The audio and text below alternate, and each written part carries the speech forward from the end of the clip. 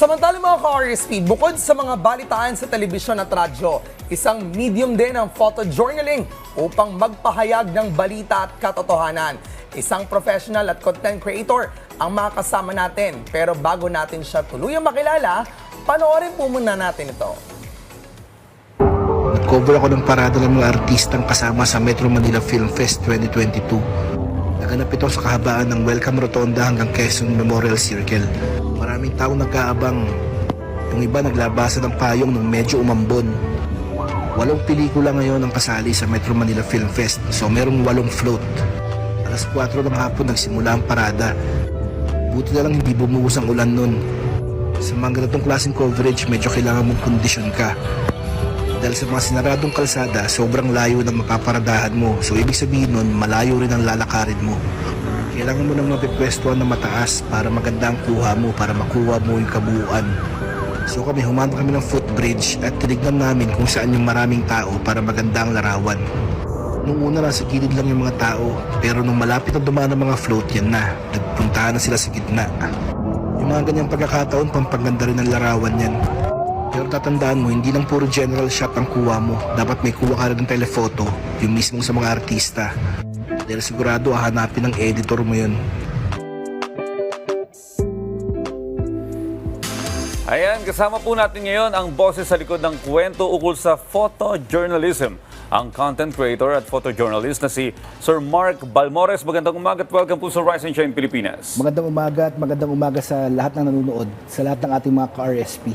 Alright Mark, thank you so much for being with us this morning. Ano ba yung photojournalism at paano ito naiiba sa pangkaraniwang photography na ginagawa ng mga kabataan? Ang photojournalism kasi, meron niyang fact-checking, sinisigurado namin na lahat ng ilalabas namin ay tama, hindi lang ito basta banat ng banat. Hindi tulad ng isang simpleng photography lang na pansarili mo lang, like travel photography,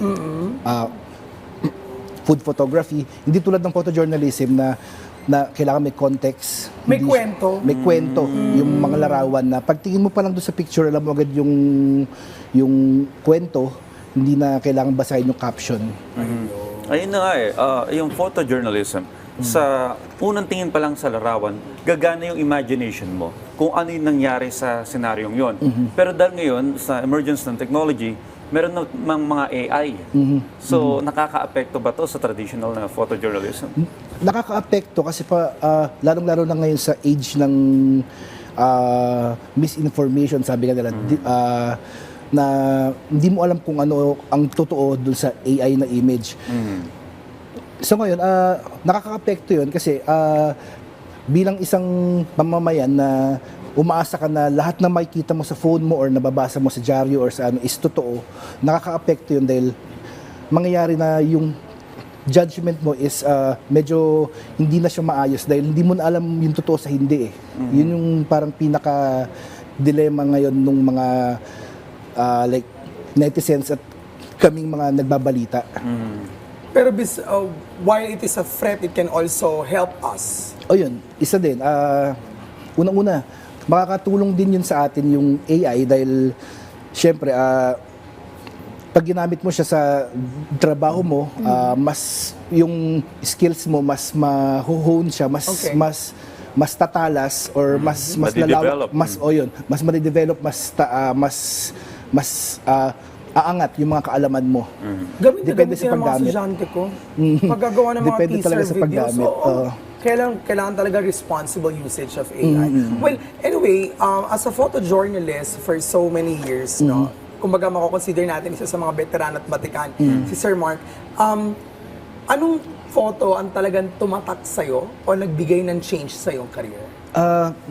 Sa halos 2 dekada kong magtrabaho sa leading newspaper sa Pilipinas, sa ating bansa, hindi ko masasabi na meron talaga akong isang photo na tumatak kasi halos taon-taon yan. Ibang mga nangyayari, halos lahat yan may siguro mga impact sa siguro sa akin yung pinakamaano ko talaga is yung nag-cover ako ng Marawi War. 2017. Yeah, 2017. Isa kami sa mga pinakaunang media na nandun.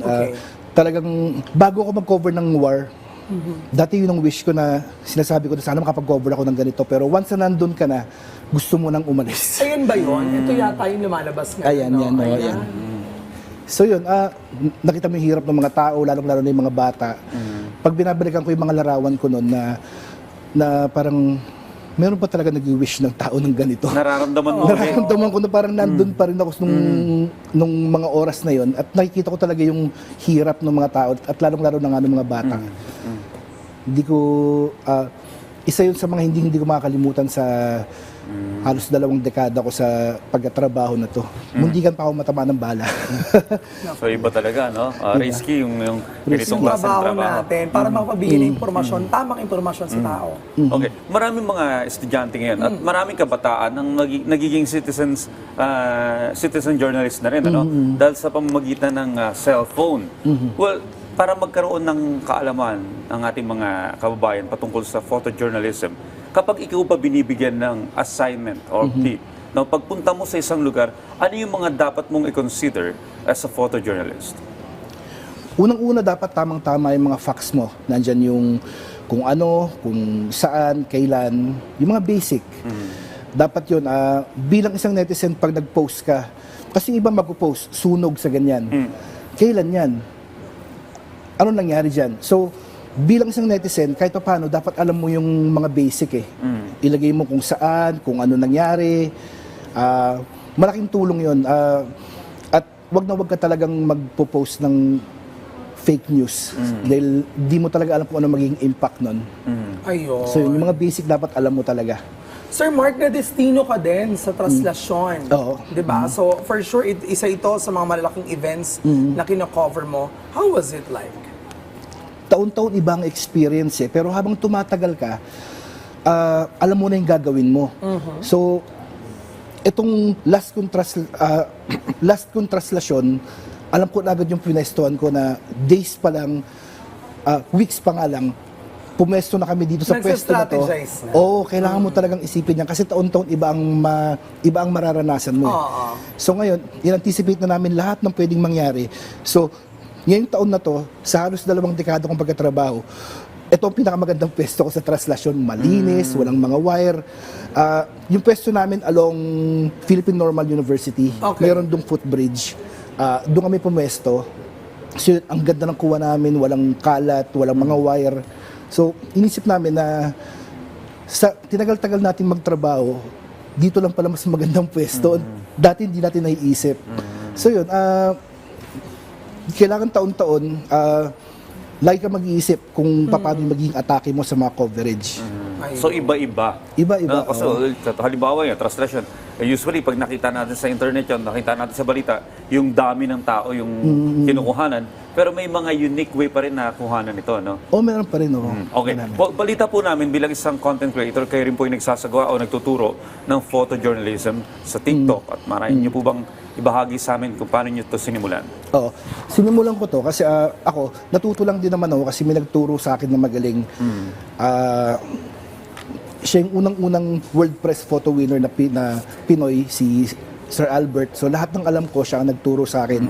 So ako naman, ang ano ko is paano ko naman may babahagi ito sa tao. Nag-start ako ng channel ko. Pagka bumisita ka sa channel ko, dapat marunong ka nang mag-shoot. Kasi ang tinuturo ko is kung paano ang diskarte, kung paano ang atake sa isang coverage. Kung saan ka magandang pumesto, kung anong gagawin mo, kung ano yung mga process para mas madali yung coverage sa'yo. So yun yung tinuturo ko para mas mailahad mo yung kwento ng maayos.